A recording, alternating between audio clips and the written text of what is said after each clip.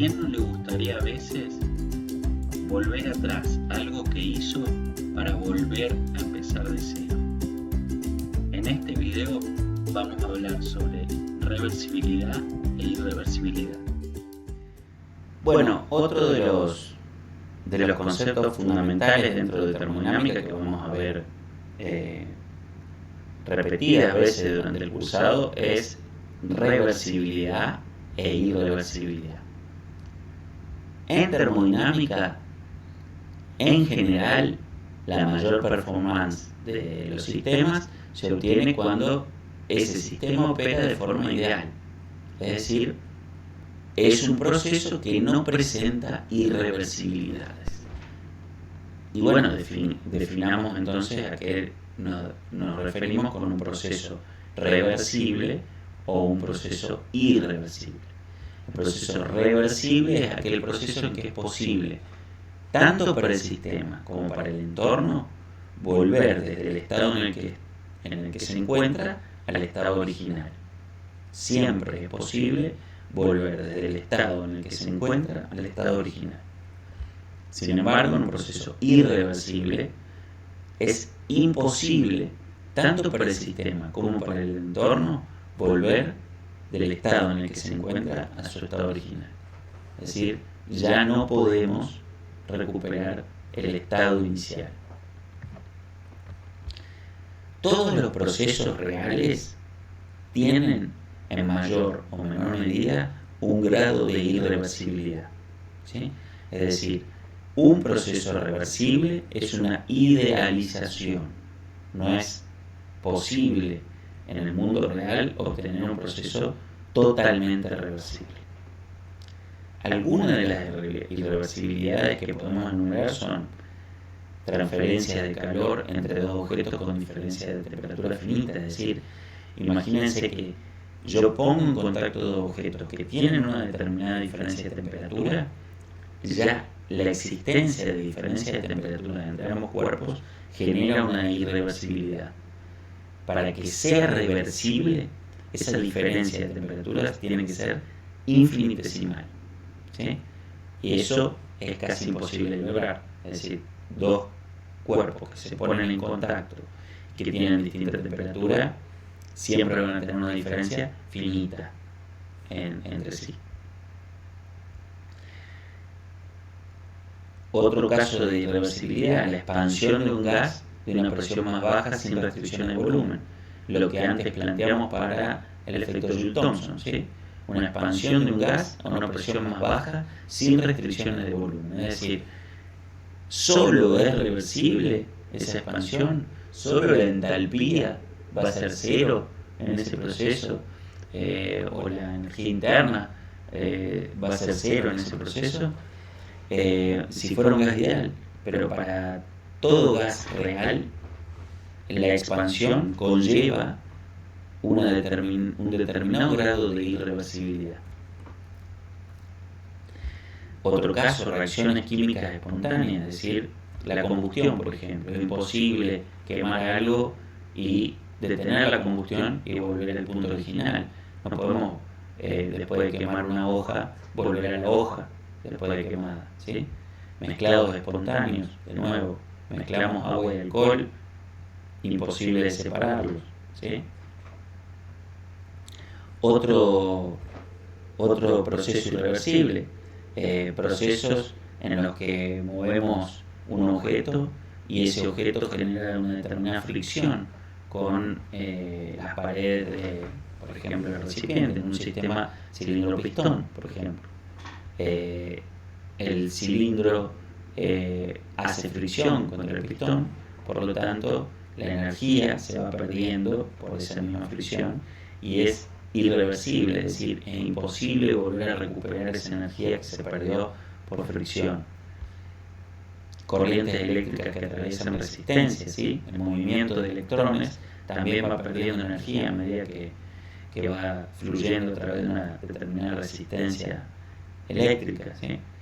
Lo mismo pasa con procesos de magnetización, deformaciones inelásticas, por ejemplo, estiramos una barra metálica hasta superar su límite elástico y empieza a fluir. esa barra metálica. Es imposible recuperar su forma original, ¿sí?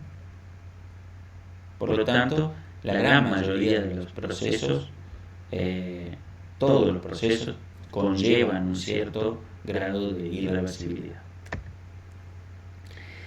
Estas irreversibilidades las podemos calificar como internas o externas, es decir, irreversibilidades que suceden dentro de lo que definimos como sistema y irreversibilidades que suceden en el entorno, ¿sí? Es decir, en lo exterior a lo que definimos como sistema. Y aquí de nuevo viene una cosa muy importante, que es cómo definir el sistema para que la irreversibilidad pase de ser interna a externa o de externa a interna, ¿sí? Porque lo más importante es saber que uno de los trabajos de cualquier ingeniero es intentar reducir las irreversibilidades internas de un sistema, ya que, como dijimos antes, los sistemas se aproximan al sistema ideal, son los que muestran mejor performance. Es decir, mientras más ideal, entre comillas, sea el sistema, más se aproxima a una mejor performance, a una mayor eficiencia. Pero siempre pasar de un sistema con mayor número de irreversibilidades a un sistema con menor número de irreversibilidades conlleva un determinado costo. Entonces, ahí lo que hay que hacer es un determinado costo-beneficio para saber qué conviene, ¿sí? Por ejemplo, una situación, para ejemplificar la situación, un motor con marchas automáticas a un motor con marchas manuales. El motor de las marchas manuales es mucho menos, tiene mucho menor performance que un motor con marchas automáticas. Sin embargo, el cambio de motor de marchas automáticas a marchas manuales a marchas automáticas conllevaría cambios de pieza en la fábrica que los hace, enseñarle al usuario a manejar un auto con marchas automáticas. Es decir, hay una relación costo-beneficio en todo ese cambio que tenemos que evaluar, ¿sí? Ahora vamos a ejemplificar procesos reversibles e irreversibles con un caso particular. ¿Cuál es este caso? Bueno, un caso en el que tenemos un sistema cilindro-pistón, es decir, tenemos un dado pistón con un dado cilindro cargado con dos pesas, ¿sí? Estas pesas tienen un determinado peso, que es W sobre 2 cada pesa, ¿sí? Si retiramos una de esas pesas, me quedaría solamente esta pesa W sobre 2 sobre el pistón. Por lo tanto, al haber menos peso, menos fuerza peso sobre el pistón, va a haber una expansión, ¿sí? Y si retiro las dos masas, va a haber otra expansión más. Por lo tanto, vamos a pasar de un sistema de mayor presión interna a un sistema de menor presión interna. Si hacemos un balance de fuerzas de ese sistema, diríamos que la presión interna, por ejemplo, haciendo el balance de fuerzas sobre el pistón, la presión interna por el área del pistón, ¿sí? Tiene sentido, es una fuerza y tiene sentido positivo, menos la presión atmosférica que está actuando sobre el exterior del pistón por el área, suponiendo que esta área del punto central, del punto de apoyo, digamos, del pistón es despreciable. Presión atmosférica por el área está ejerciendo una fuerza en sentido negativo, ¿sí? Menos, ¿qué es esto? El peso, si están las dos pesas puestas, más el peso propio que tiene el pistón por la constante de gravitación, más la fuerza de fricción, si es que lo hubiera durante el movimiento, ¿sí? Es igual a la masa, ¿sí? la masa total que se va a estar moviendo, que va a ser la masa del pistón más la masa que tenga arriba, ¿sí? La pesita esta que le ponemos, por la aceleración, ¿sí? Si esto estuviera en movimiento, ¿sí? En el momento en que yo le saqué una pesa y esto se empezó a expandir, va a tener un determinado movimiento, la fuerza de fricción va a estar en contra de ese movimiento y vamos a tener, por lo tanto, una masa por una aceleración.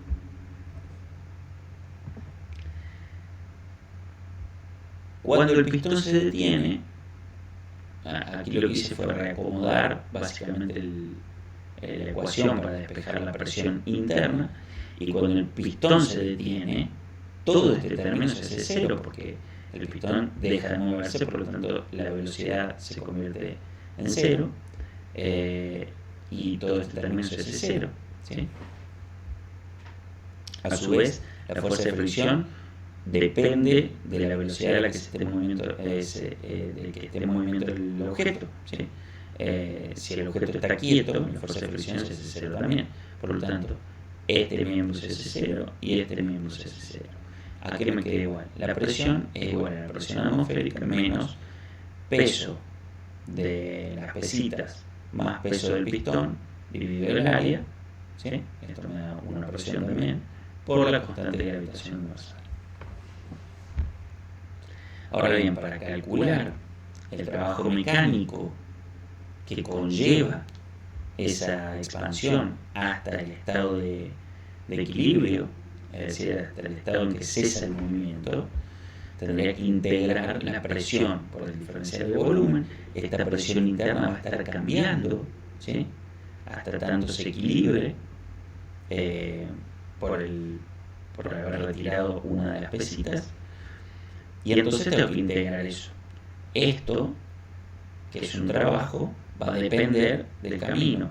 Es decir, va a depender de cómo lo esté haciendo yo. No es lo mismo que si saco una pesa a la vez que si saco las dos pesas juntas, y ya lo vamos a ir viendo, ¿por qué no?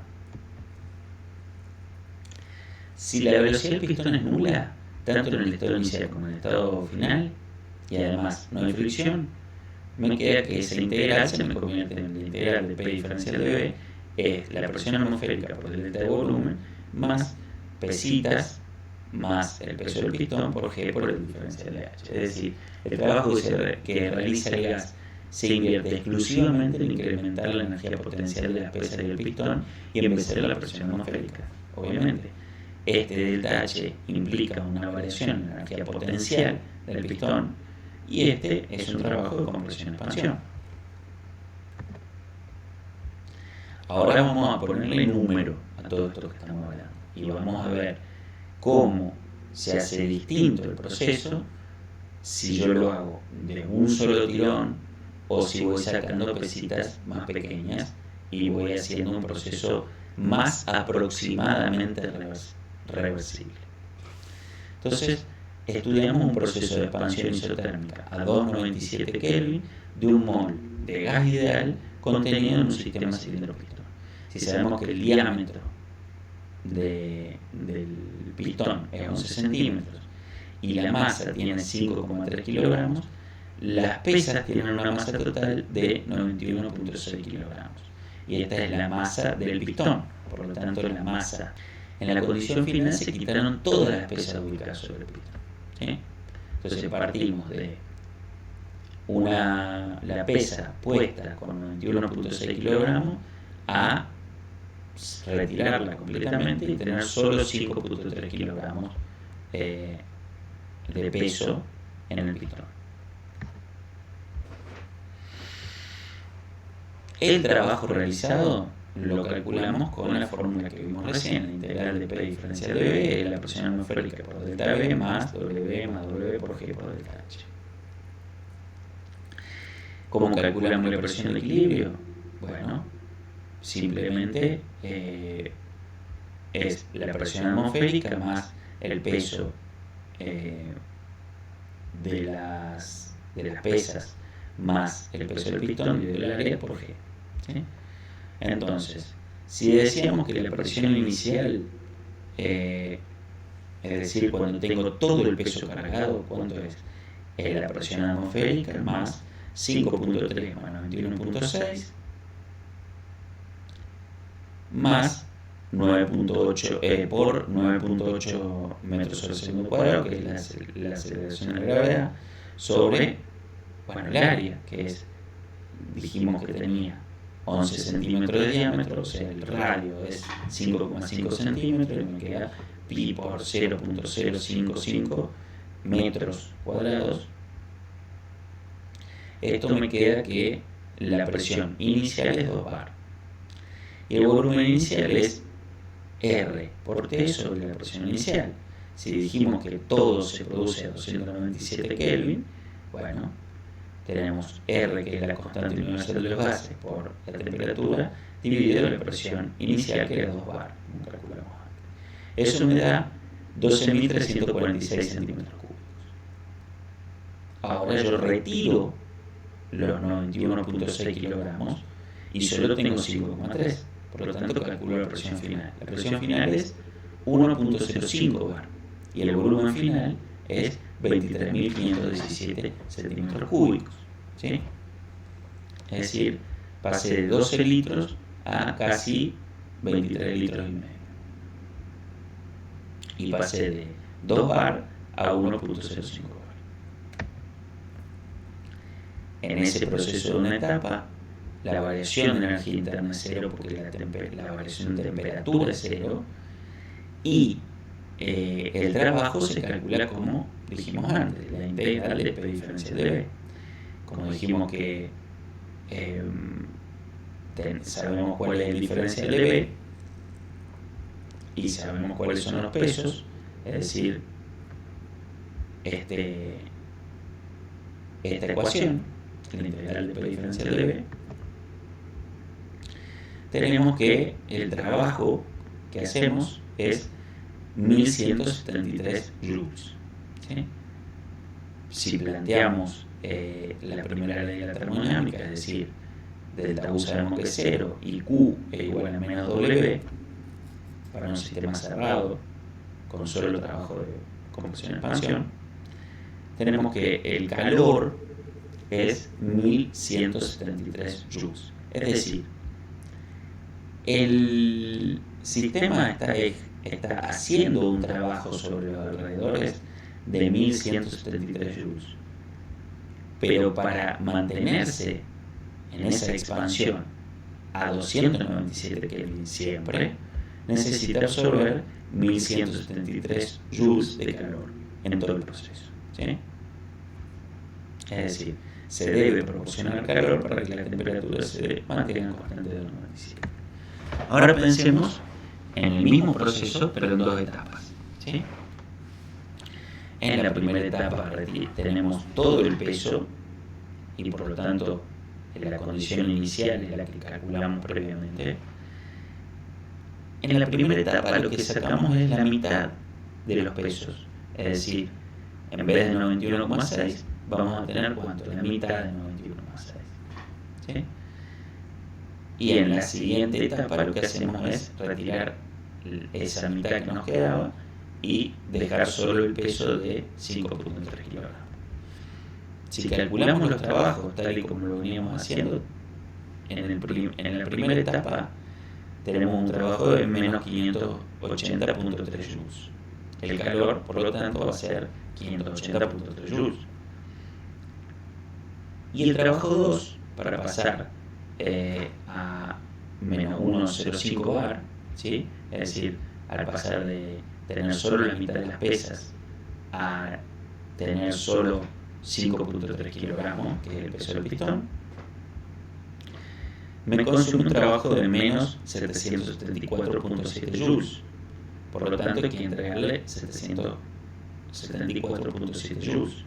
Es decir, que el total de calor que hay que entregarle al sistema es 1355 joules, y el total de trabajo que hace en dos etapas el sistema sobre el entorno es 1355 joules. Fíjense que en comparación con el trabajo que había que hacer que hacía el sistema sobre el entorno en el proceso de una sola etapa, es mayor. era menos 1173 contra menos 1355 joules. Es decir, que en 2 etapas el proceso se acerca más a un proceso reversible. ¿Por qué? Porque es mayor el trabajo que hace el sistema sobre el entorno y es mayor el calor que hay que entregarle al sistema para hacer el proceso en 2 etapas. Si hacemos el proceso en 4 etapas, vamos a llegar a la conclusión, bueno, vamos a pasar por varios estados intermedios, desde 2 bar hasta menos 1,76, menos 1,53, perdón, de 2 bar a 1,76 bar, 1,53 bar, 1,29 bar, 1,05 bar. Y si sumo todos esos trabajos que ejerce el sistema sobre el entorno a medida que se expande, llego a una conclusión de que tengo 1465 joules de trabajo que el sistema hace sobre el entorno, y a su vez 1465 joules que le tengo que entregar al sistema para que se mantenga a temperatura constante. Fíjense que es mayor que en el caso de 2 etapas. Y si lo pienso como infinitas etapas, vamos a suponer que lo que hago acá es poner granitos de arena e ir sacando de uno 2 bar menos diferencial de P hasta llegar a 1,05, integro entre el volumen inicial y el volumen final P diferencial de B. Y yo dije que esto que tenía contenido en el sistema era un gas ideal, es decir, que puedo reemplazar P por la expresión de gas ideal, que es, si sabemos que P por B es N por R por T, o bien para un mol P por B es R por T, P es igual a RT sobre B. Entonces me queda RT sobre B menos la integral de B entre el volumen inicial y el volumen final de RT diferencial de B sobre B, y esta es la integral de diferencial de B sobre B es el logaritmo del volumen final sobre el volumen inicial.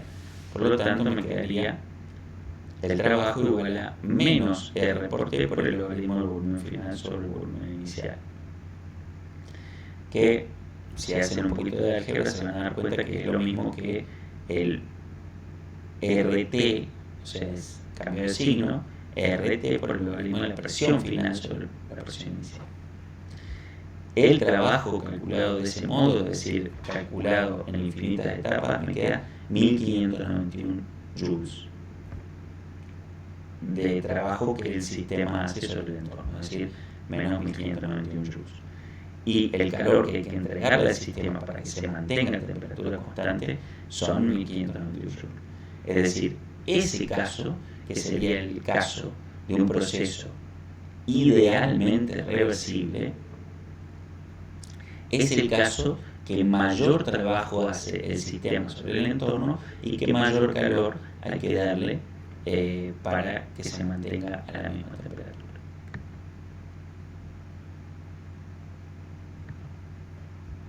Pensándolo como lo vimos en videos anteriores, como la integral de la presión respecto del volumen, ¿sí? Recordemos que el trabajo es el área debajo de la curva, presión-volumen, es decir, en una sola etapa me quedaría este rectángulo, desde la presión inicial a la presión final, desde el volumen inicial al volumen final, perdón.